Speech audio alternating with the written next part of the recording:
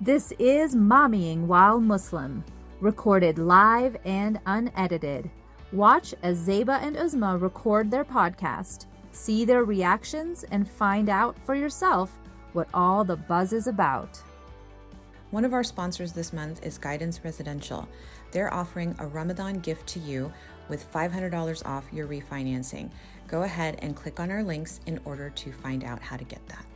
This episode is also sponsored by Muslim Kids TV, where you can find over 15,000 resources, including Islamic videos, games, and ebooks for your children. Use code MKTV2021 to get a 25% discount off of your annual subscription. Assalamu alaikum, everyone. Welcome to another episode of Mommyingwhilemuslim podcast. This is Uzma Jaffrey. And this is Sadia Jalali. How are you this week, my dear Uzma? I feel like I haven't really chatted with you, which is so rare for us. I think that's funny because we've been at a couple of meetings so far. We just haven't been able to talk to each other because we're relaying information to other people. I'm like, oh, it's nice to be able to do this one-on-one. Like we can get caught up, chit chat, and move on with our day. But how has your week been going? My week's highlight has been Belgian waffles. Oh, yeah. Pre-made Belgian waffles are available individually packaged at Costco. This is not an ad for Costco, by the way, but my husband goes to Costco because I don't believe in shopping there. You end up spending way more than you need to and end up with way more stuff than you need to for an apocalypse that turns out isn't happening right away. But he was so excited because these Belgian waffles are actually made in Belgium. And he was like, he made this big deal out of it. Like, hello, they're from Belgium. And I was like, why do they have to be from Belgium? Like, we can get Belgian waffles anywhere. Yeah, I don't know. Yeah, he was so excited. Like, he couldn't eat them because he's kind of giving up sugar. But he was so excited he brought a pack home. And they actually were really good. Oh, no. So those are on our list for our once a month. We always get those Belgian waffles.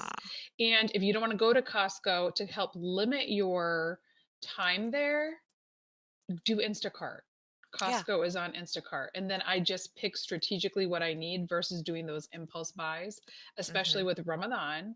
And if you go when you're hungry, you end up buying jalapeno more poppers. Things. Exactly. And you're like, do I even want to eat I have acid reflux. I can't even eat Exactly. These. No. Yeah. So Costco is on Instacart. Again, we don't get anything from it, but it does help make your life a little bit easy when you're a crazy busy mom. So I'm glad you guys were able to discover or rediscover Belgian waffles from Belgium. Look at that. I missed his point, but I'm glad that you are somebody who appreciates his excitement. Oh, I do. I really do. Tell me about your week. So, I think all things consumed right now with the start of Ramadan, which is kind of the way it is with all Muslim families. At least we would understand and assume that. My issue specifically, and I've talked about it in the past, and we were talking about it right before we started recording, is I don't go back to sleep after suhoor, and I have an inability to nap during the day.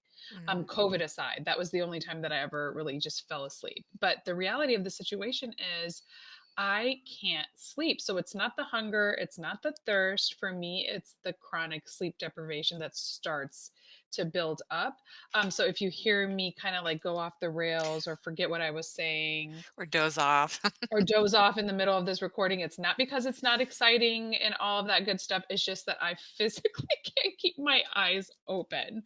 Does it affect you the same way? I feel like you're a night owl anyway, and you require a lot less sleep than I do. So perhaps it doesn't bother you as much as it bothers me. No, plus I'm a napper. I completely pledge allegiance to naps. I mean, I can't do it. Like I cannot, my brain starts going overload and I can't settle down. You got to turn your meditations on and listen to your Sabr app meditations and go to sleep. And then I'll go to sleep. Maybe I'm going to try that today after our multiple meetings where we will again not be talking to each other on a Friday. But okay, so I am very, very curious as to what our soapbox is for today, because I have a feeling I know what it is and I want to hear what your thoughts are. I'm so irritated because last week's Mhm. soapbox was about this very same subject and explaining why cops get away with it in reference to the Derek Chauvin trial. Well, as luck would have it, sad luck, of course, Dante Wright was shot on April 11th. He was a 20-year-old black man shot by two-decade veteran officer and police union president Kimberly Potter during a traffic stop and attempted arrest for an outstanding warrant in the state of, you guessed it, Minnesota, right where the trial for Derek Chauvin is happening. She made a mistake, she says, and fired her gun, her steel, really heavy gun, instead of a plastic taser, and fired one fatal shot to his chest. A very wise friend of mine posted this week on Facebook and said, "A mistake is when you spill your coffee. It is not when you shoot a black man. Again, or when you racially profile him to pull him over in the first place and then look him up because, oh, he has an outstanding warrant for something that probably wasn't that big a deal." Um, and he ends up dead. It just, the waste of life, uh and the distrust of police that this builds in our community, it's rending us it's just tearing us apart. And it's ridiculous. 2 days later, Officer Potter resigned. The chief of police also resigned. On 4/14, she was charged with second degree manslaughter, arrested, booked, and then released on $100,000 bail, which she very easily got as police chief or police union president. But this kind of goes back to our soapbox last week where we talked about who actually does get charged in these cases. It's going to be people of color and it's going to be women police officers. So, has justice been served? No, not until she actually gets um, indicted for second degree manslaughter.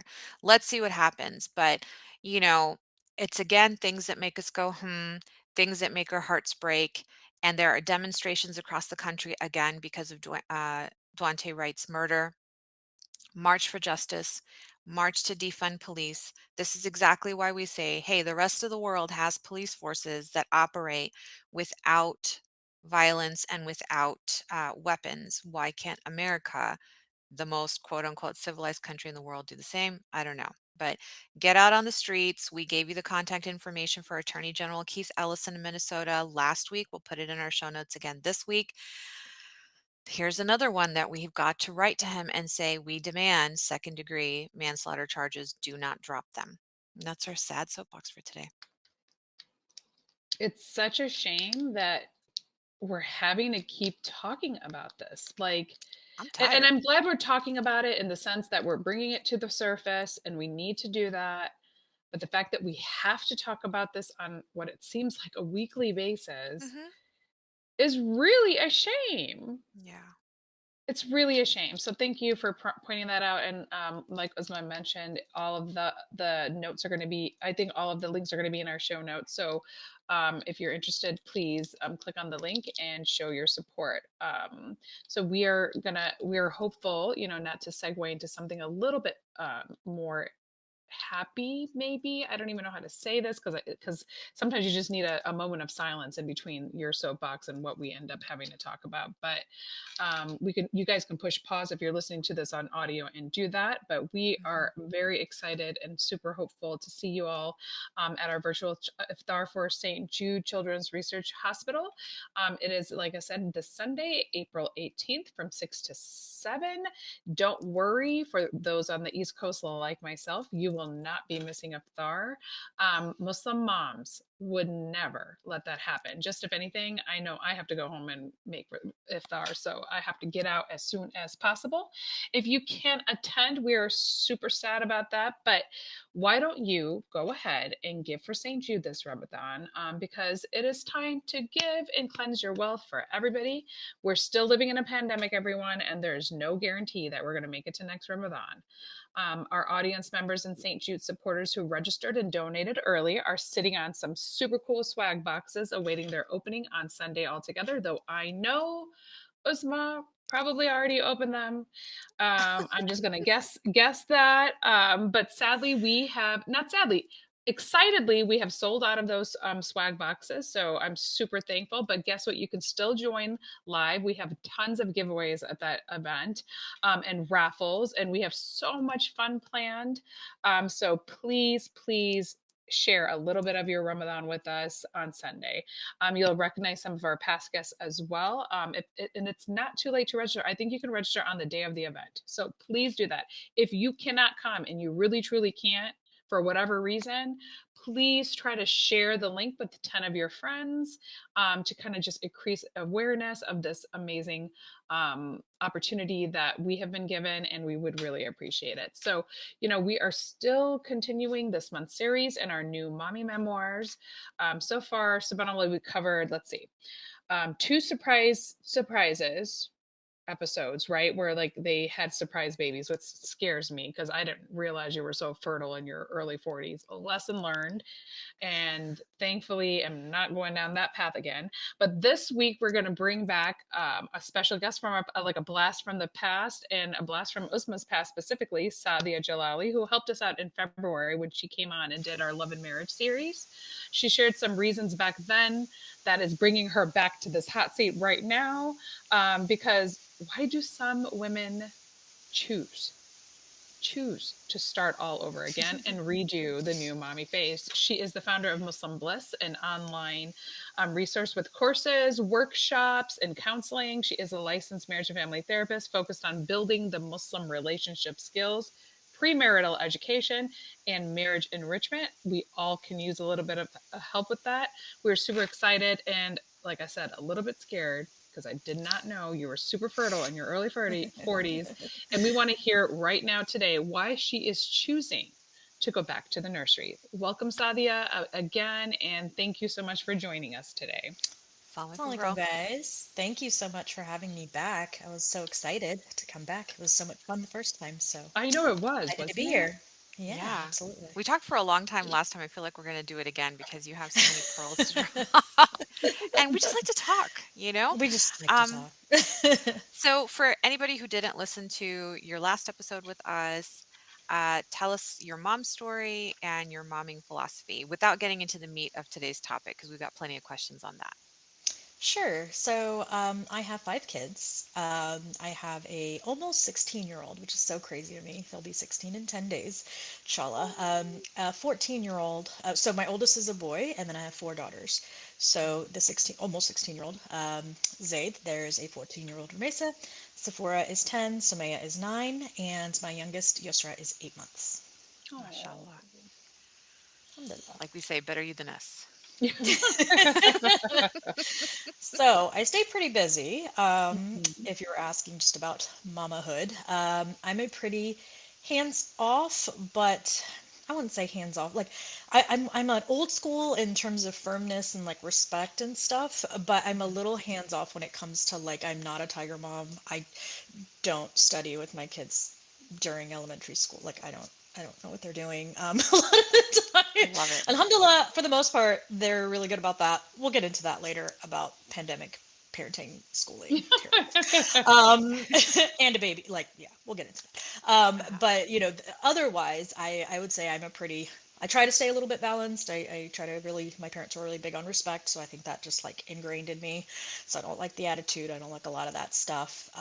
Try to keep away from tech, all those things. Mhm. Stuff I think we're all doing.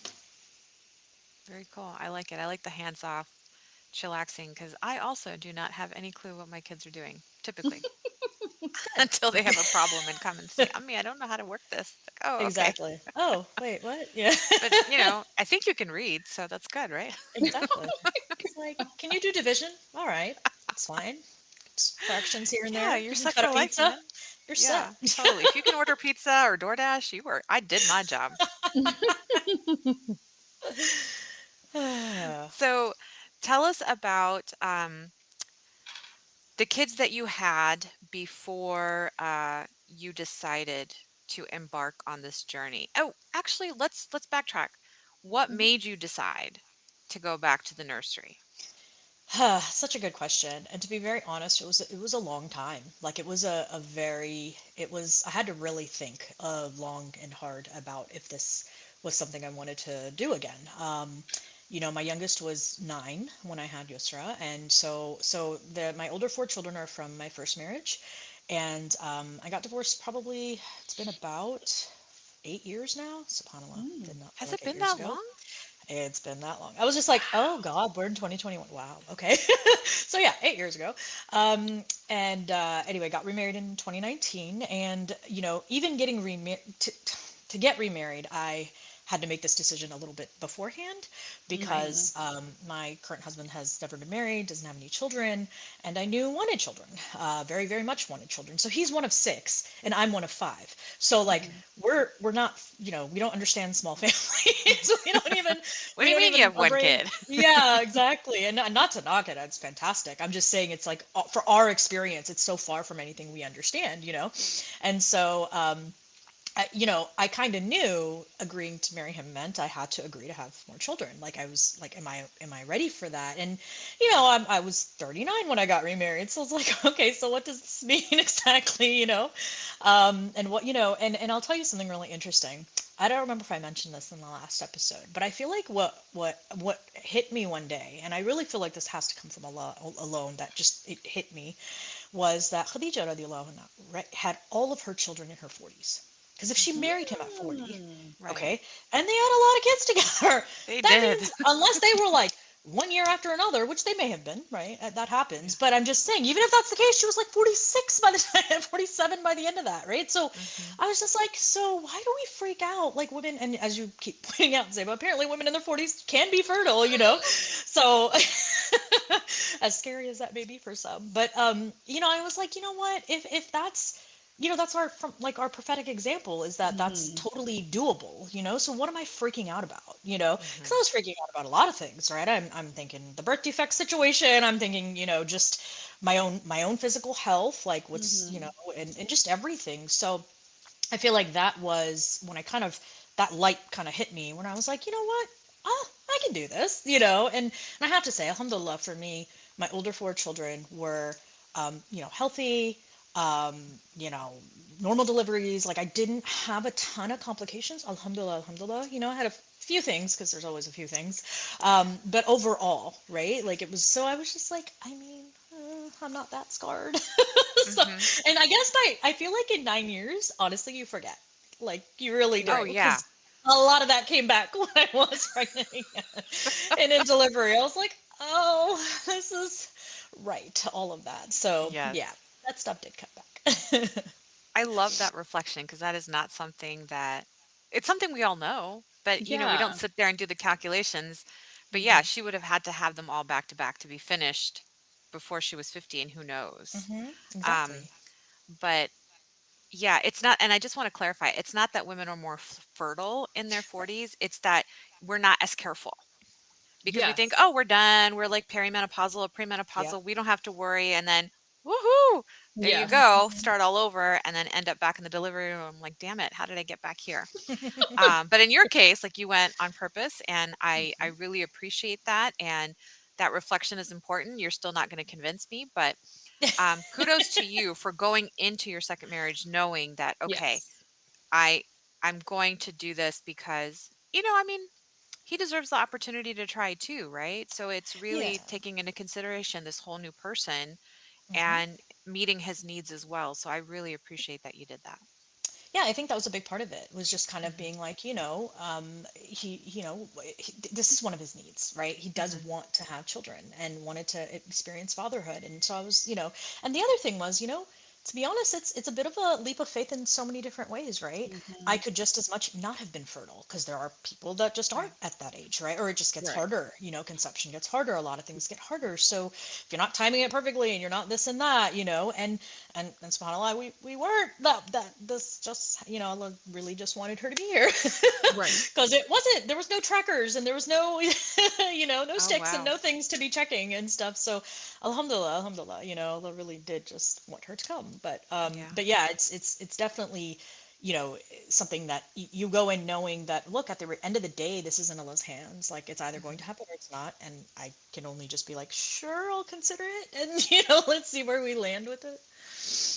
So you mentioned, Sadia, that your 4 previous children were from a previous marriage. Your 4 older children were from a previous marriage.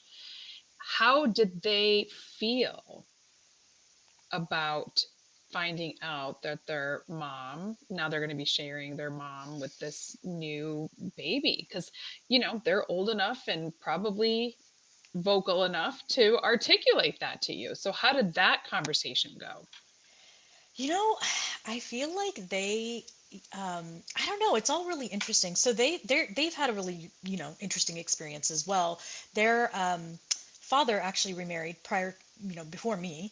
Mhm. And he actually had a child, or has a child, from his new marriage as well. So they had already had a brother, like a half brother. Oh. And I feel like they were just like, they love him to death, that is their Mhm. brother. That's it. That's their brother. And Mhm. so I think seeing that, I kind of was like, I think my kids are just baby friendly kids. Like, I think some kids are Oh, I just, they love like that. little kids, and There's a some lot of them don't, in your right? family? Right. Mashallah. So I guess they're just, alhamdulillah, like, baby friendly in general. And so when we told them, I mean, they were really excited. Because, like, literally, my Oh. oldest daughter was like, now we have, we have a baby there. Now we have a baby here, Right, they're Like, like they the were back just and like, forth that there's a baby at every house right? now. Literally, they were like so excited by it. And I was really surprised that they were as happy, to be honest. I mean, not, I knew they'd be happy, but like the fact that they didn't express any concerns, like they really didn't. And Mm. I'm like, I'm having my own concerns. I'm like, Mhm. man, we had just gotten to the age where we could do like cool trips because they're old enough to like, whatever, like Appreciate parasail and that. you do Yeah. this and that and all these fun things, or snorkel and this and that, without being freaked out because they're like 2 3 tiny babies and stuff. They were all older and we could just do a lot more, and we could just like get in the car in like 1 second, and Mhm. move along. So I think I was surprised they weren't taking that stuff in consideration, like, oh, now there'll be a car seat and a stroller everywhere we go. And they didn't seem to, I guess maybe they had just experienced it and were just like, oh, I guess it's not that bad. Mhm. So that 'Cause was you can still interesting. do those cool trips and projects and stuff. You just have a baby strapped to you now, right? Basically. And maybe you can't participate, but the kids can certainly participate now in the parasailing while you're Absolutely. watching the boat or whatever, too. Absolutely. So, um, you talked about how there were some new things that you experienced in this pregnancy, the second half pregnancy. What were some of these new obstetric experiences that you had, like during your pregnancy or delivery? What was different? Well, because we were in the pandemic, my husband couldn't come to any appointments. And I felt really bad for him. I mean, thankfully, I was really grateful actually. The very first one was pre-pandemic. Okay. So, that's neat because you see the heartbeat. He's never seen any of these things before. He doesn't know what anything's, never seen the little gray screen with the little, like, Yeah, the the little blinking blinky light. blink. Yeah. So, Oh. some of that stuff was really, I was so grateful he was able to come. But then from about maybe 4 or 5 months on, yeah, I mean, he was just not allowed at anything. And it was just like, Mm, okay, and it's fine. Some of those appointments are like blah anyway. right. But But some like of them, first it's the, ultrasound? yeah, well, so he made it. It was the week Okay. before the pandemic, literally the week before the Lockdown. pandemic. Yeah. So, Alhamdulillah. alhamdulillah. So we had some of those moments. I think the other thing was just, you wouldn't do your usual stuff. You go, they do the whole pee in a cup thing and this and that. You don't Mhm. do any of that. There's all this, you get in and you're there for 2 seconds and you're out. Like, it was just Mhm. very, you can't have any questions, and like you just better just like move it along. It was very, Wow. very, very strange. And then for me, I guess because I was older and I guess considered high risk at this point, they were doing these weekly scans as Mhm. I got further along, and I think it's because she was measuring small, and so that was a lot. I was at the doctor all the time. And again, alone. So you're just like, "Ugh, okay, whatever." So that was a lot. It was just, and then of course delivery. Yeah, delivery in a pandemic. Delivering with a Mhm. mask on. Not All fun. that breathing and inhaling your own stinky breath. Ugh, Mhm. I'd So pass out, bad, man. so bad. Oh, eventually it was off, and thankfully no one like put it back on. Event like literally at the very, very end, I it fell. Like I don't remember taking it off. I Mhm. just don't remember it You also being blew on so because hard it later, flew across the room. Yeah, exactly. That's what I'm I'm picturing. like later I was like, oh, it's there somewhere. I was like, oh, look, it's on the ground, I noticed it next to the bed on the ground. Wow. Yeah, that was some interesting stuff. So was he Was there for the delivery? They let him in? he was the only person allowed. He had to get, I had to get COVID tested before we went in. He had to do temperature checks. He couldn't leave, basically. Yeah, once you were Um, in. yeah, once he was in, he couldn't leave. So if somebody wanted to bring us food or something, he'd have to like he'd have to be like right at the lobby door because they could come in, but it was like a hassle to come in. Your Mhm. temperature check, you're this, you're signing in this and that. And it was just hilarious how we're like transferring food to get in and all this different stuff. But yeah, he was allowed in. It was an interesting time. Like it was such a different experience because he doesn't know any better, right? Right. I knew how different the experience was. That my family would have shown up 2 seconds. Well, they'd been in the waiting room. They would have all been there with their chai and their snacks. Okay, Yeah, like exactly. waiting to hear, right? And then rushing in with a ton of stuff. And yeah, it was just we were so alone. It was so strange, Mhm. really, really strange. So you talk about being alone in the delivering room, but that fourth trimester when the baby is home, you're also alone, right? When this is Hmm. the time where you're kind of needing that the closeness of other people to kind of help you through because it is a difficult time regardless of if you're doing it again, if you're Hmm. doing it for the first time, even if you know better. It's I always say it's like pulling a band-aid off. You just kind of have to get through those 90 days before your life is back to normal again. So once Hmm. you're in a pandemic, that fourth trimester, did that loneliness continue into that time Oh as well for yeah. you? Oh yeah, it was really rough.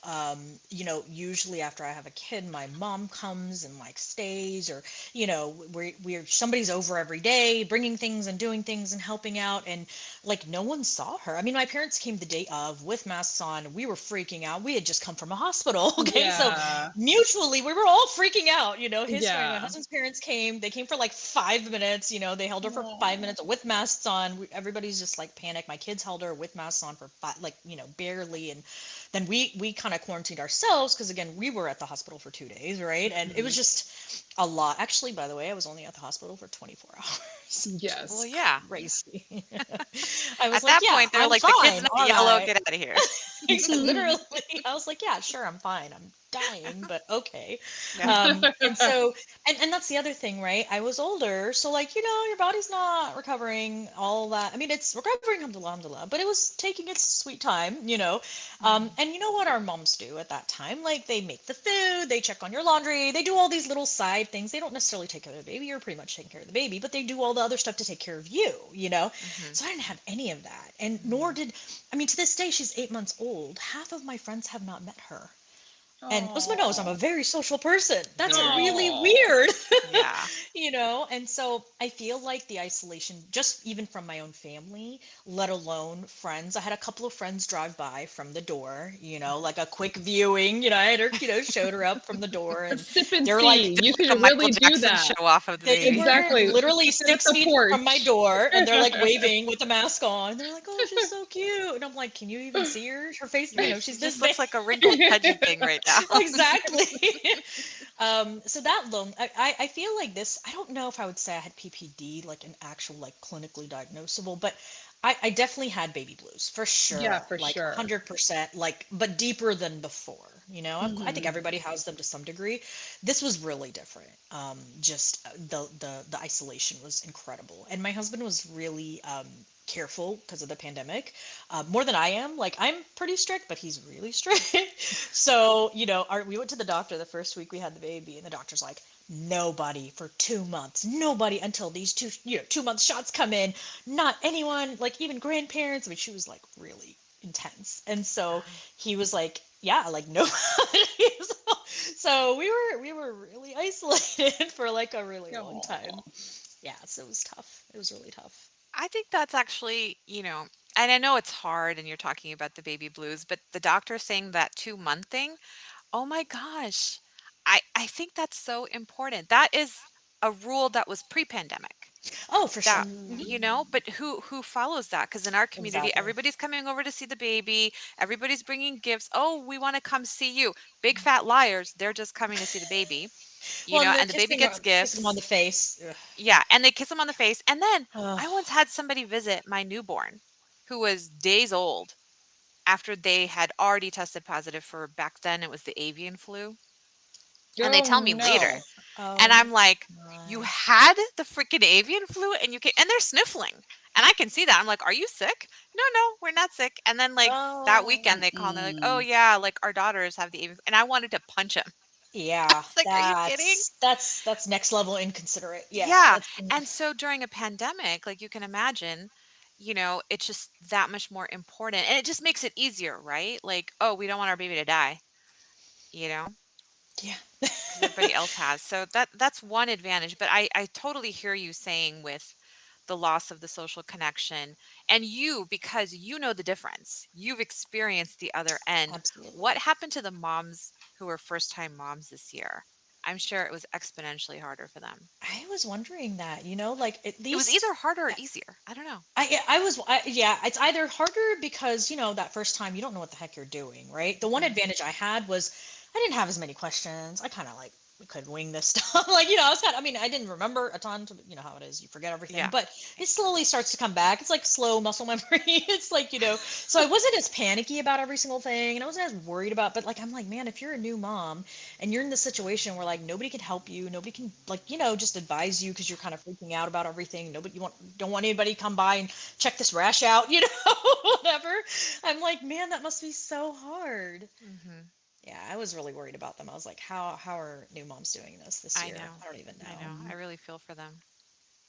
I felt bad for my husband because this is his first experience, his only experience, right? Mm. And I was just like, oh, I wish that like remember the days of when your hospital rooms like people bring things and they're more careful then. They didn't go touch it. Like my friends are thankfully like pretty good about this stuff. Normal. They didn't all just get all touchy and hang out for too long, but they did visit and it just was more joyous, right? It was just Mhm. this big celebration, and we didn't have that, Yeah. really didn't.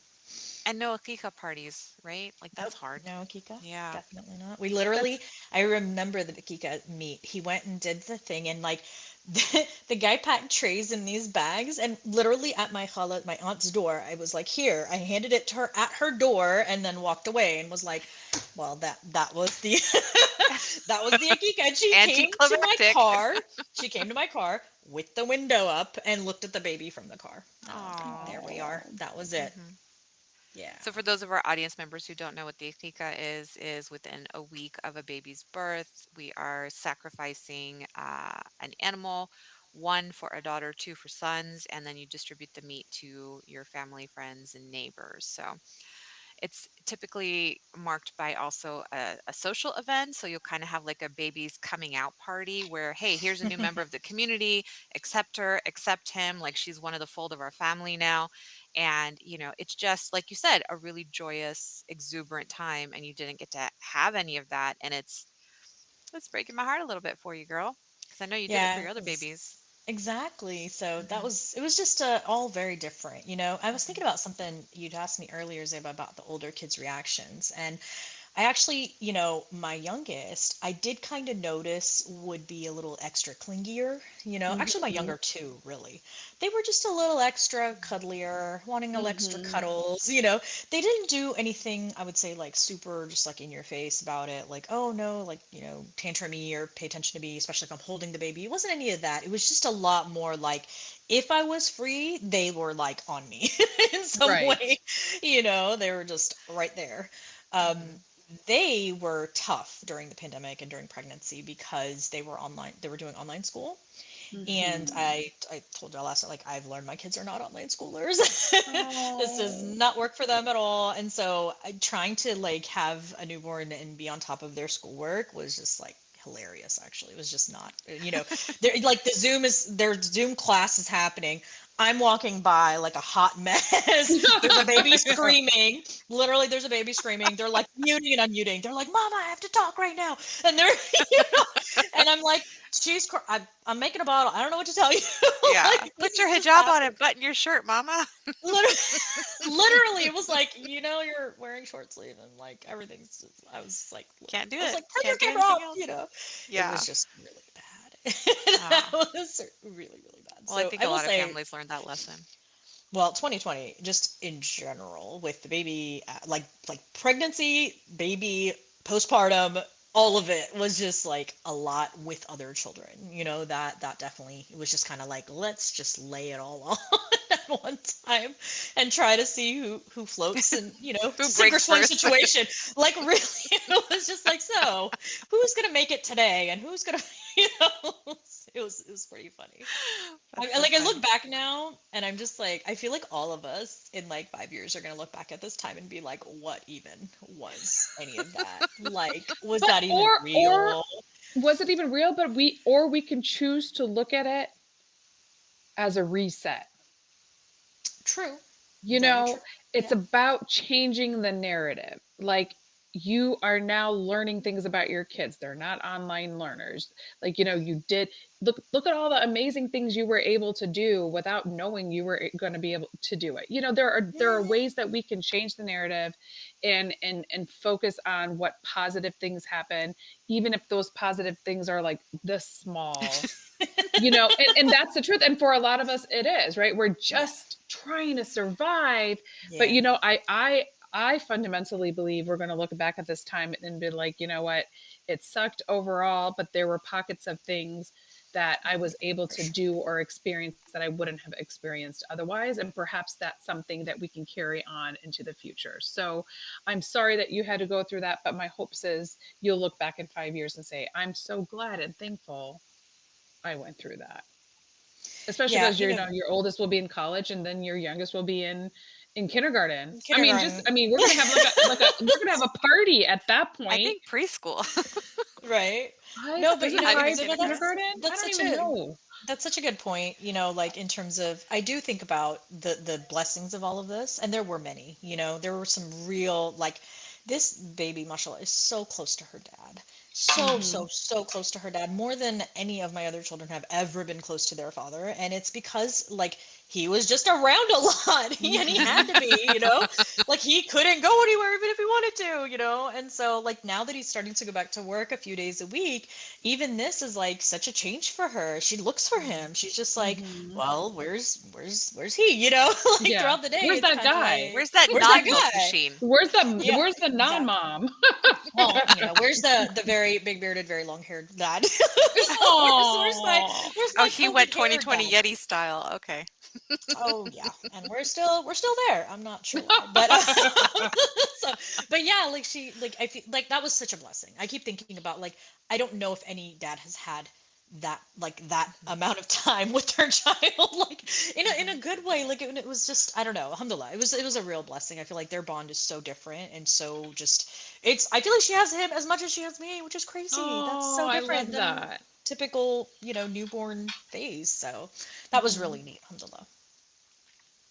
And I think more than the Lamaze classes and the focus that we've had in the past on, the birth partner, I feel like the afterbirth partner is way more important because, Hmm. typically his or her now paternity, maternity leaves to support the birth mom is it's completely inadequate, right? Like, you need more than 6 weeks. Everybody Absolutely. needs at least 12 weeks of maternity leave, and their partner needs to be with them at their side, at their beck and call to do Hmm. what needs to get done.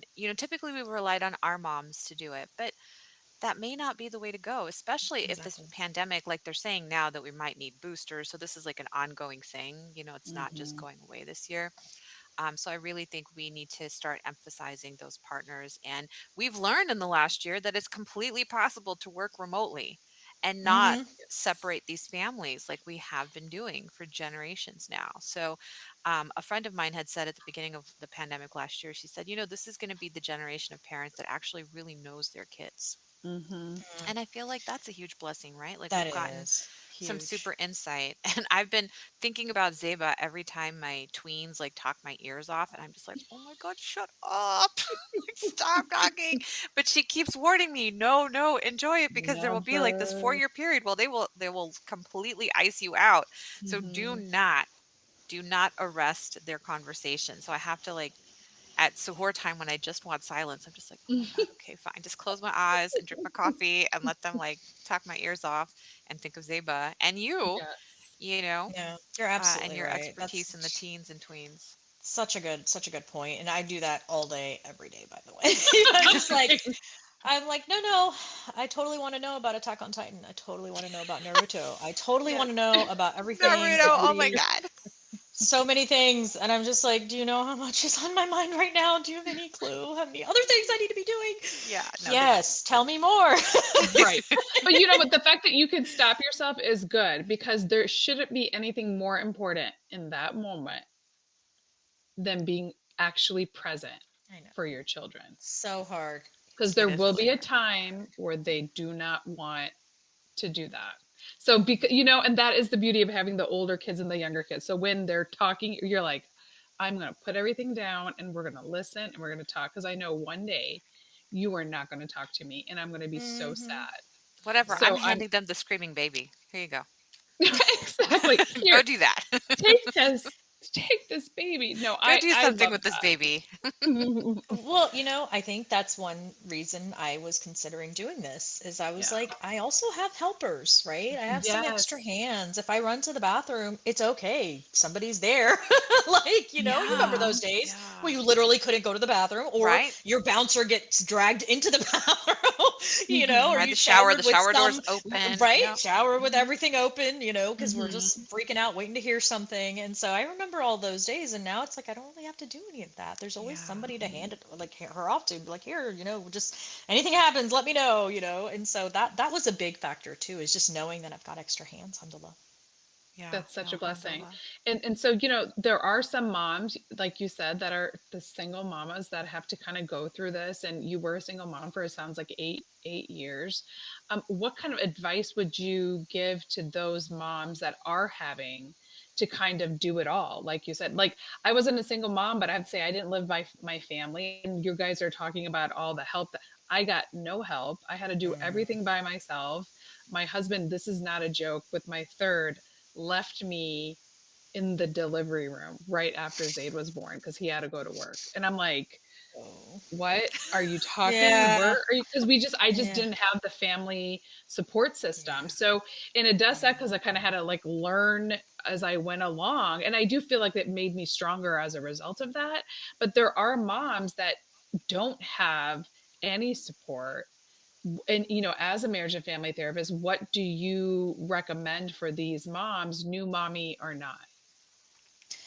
That's a great question. I feel like you have to build a support network. Hmm. If you don't have it through family, then you have to have some set of friends, even if it's just a couple, where if you really needed something, they would be able to show up for you. If you have to go to the doctor and you can't bring this kid with you because that's all the pandemic rules, can't bring anything and anyone with you anywhere. Hmm. So you got to have somebody there to back you up. You got to have your way.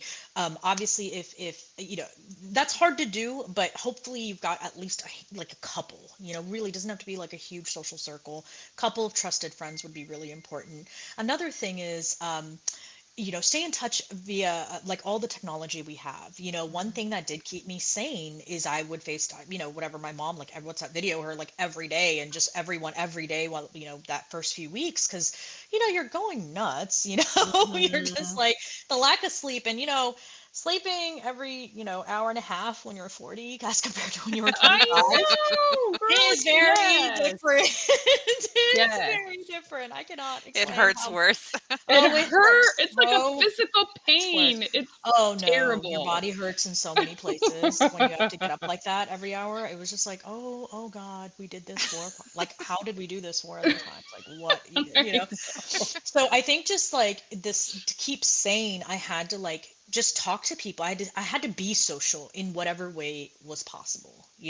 So even those one or two, three friends that did the drive-by, do you know how happy my day went that day? Yeah, Just because I I was like, I have know. friends, I was like, Yeah. yay, people like her and they just want to see her. And, I mean, Aw. it just meant so much that just hearing little things and just people checking on me. I think, Ozma, you were just like, how are you? How's baby? Just like the Mhm. random text, if y'all know any single moms out there that don't have a lot of the help that Zib was talking about, that is so isolating. And if your husband is just a busy person or that's just what their job, the nature of their job is, yeah, you're just on your own all the time. Mhm. So, reach out to those people, check in on them, just send them a quick text, like, what's up? The other thing that was amazing was people were sending me dinner a lot, and it Oh, was yes. fantastic. With They would with just, DoorDash, you can do that. That's that's what I mean. beauty It just would show to now. my door. And I'm like, Yeah. Like, yes. yeah, literally for like, I think the first 2 or 3 weeks, I didn't cook because either, my in-laws, my mother-in-law did, my mom did, but then,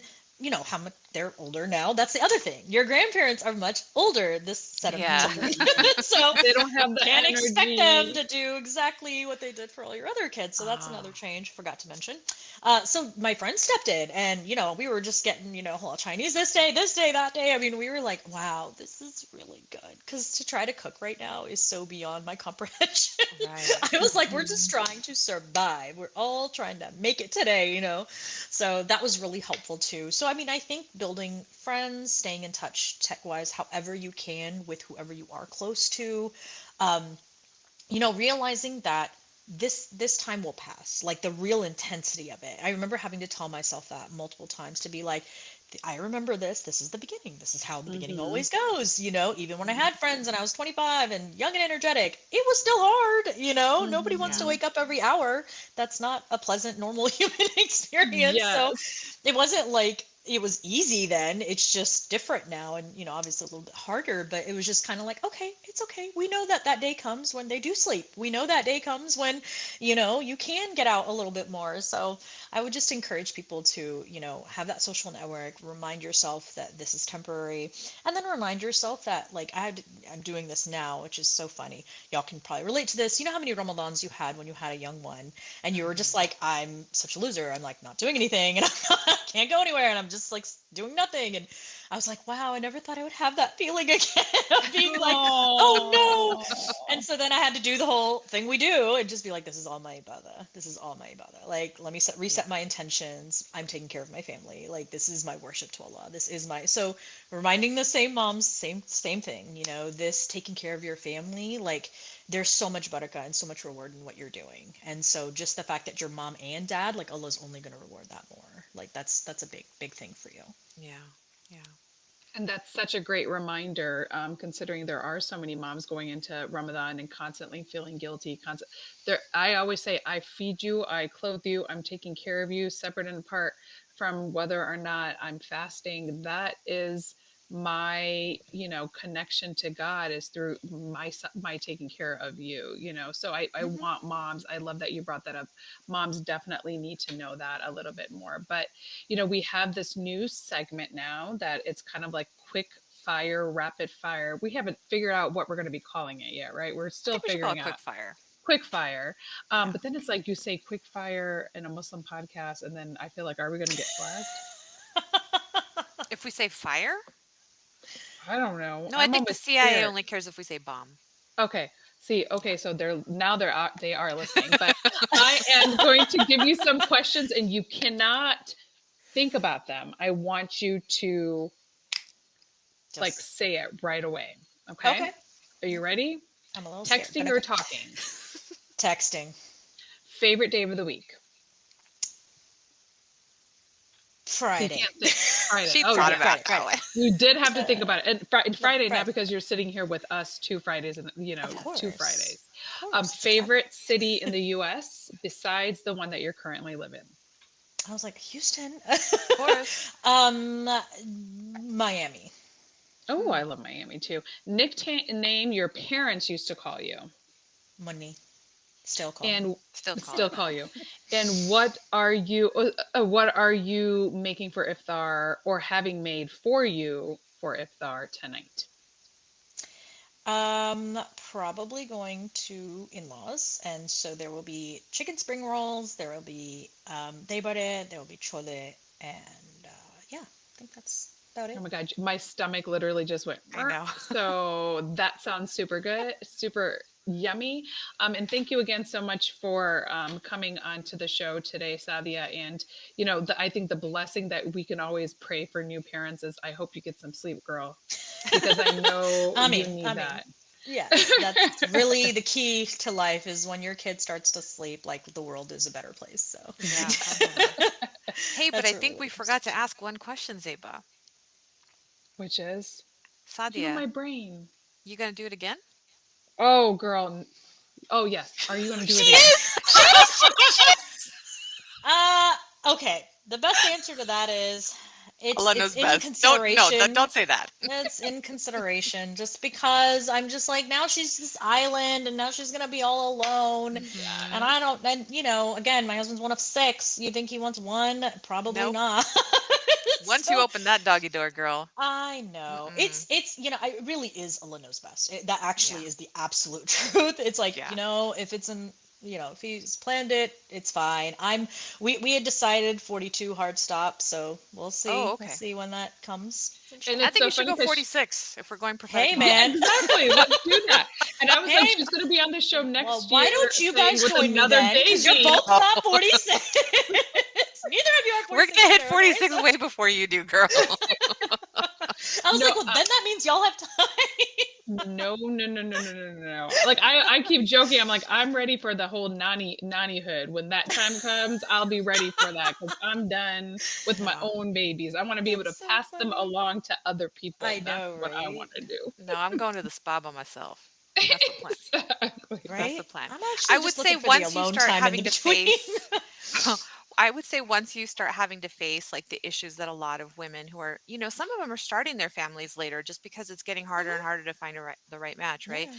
When you're starting to spend tens of thousands of dollars to try to get pregnant, that may be because you already have, your basketball team, mashallah, maybe that could be your hard step. Yeah, exactly. Yeah. That's exactly what it is where it's like, look, if it's, if Allah facilitates it and it happens and it's possible, I'm considering it, I mean, I'm very blessed that I don't have horrific pregnancies. They're hard. Pregnancy is always hard. I had like this separation thing with my last 2 of the first set, and that was horrific. Every step I took hurt, every single step I took. So that was insane. So like some pregnancies have been harder than others, but overall like me and my sisters, we don't do all the whole like vomiting and the whole like So alhamdulillah. I'm like, look, I mean, if he's making it easier for me, then I should consider. Yeah, absolutely. Well, then we'll have you back on so you can talk about I did it again. Oh, Oops, I did it again. Oops, I did it again.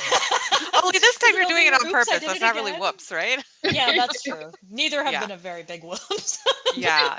No, well, I'm really proud of you, and I cannot wait to lay eyes on your baby because she's the only one that I've only seen through photographs. So I know. I am super excited for our reunion and for you.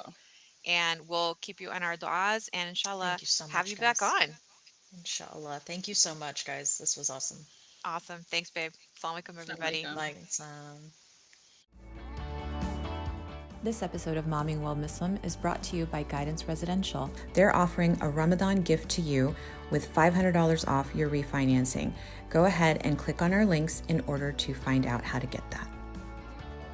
This episode is also sponsored by Muslim Kids TV, where you can find over 15,000 resources, including Islamic videos, games, and ebooks for your children. Use code MKTV2021 to get a 25% discount off of your annual subscription.